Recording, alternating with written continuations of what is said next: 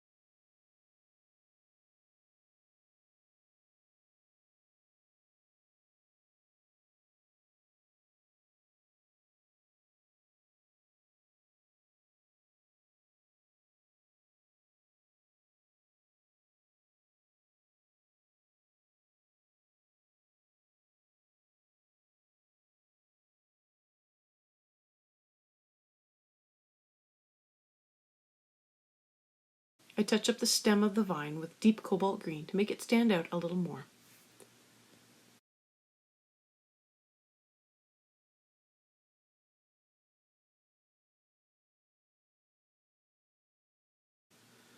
I want to get started on the background because this spread has a lot of it.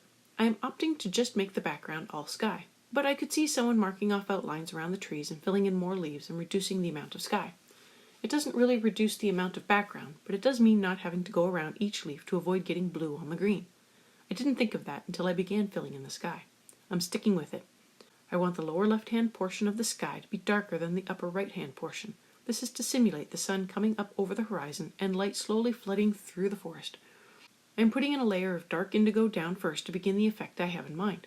The dark indigo doesn't exactly work with the phthalo blues I have picked out for the remainder of the sky, so I will have to work at it a little to make sure I am blending things well. By making the edge of the indigo fade out, the further out I go, the easier it will be for me to blend in the phthalo. I work the next area in the phthalo blue, blending in with the indigo a little. I'm not worried about making a perfect blend now, as I have many layers to put down. I'm going to go through and speed up the background a little because even though it is fun to watch it come together, it isn't 20 minutes of fun. I expect I will be working on the background off and on as I progress just to break it up a little. Feel free to go through and add in an extra layer to the background after you finish. This will help cover some of the thin spots or maybe fill in the tooth of the paper a little bit more.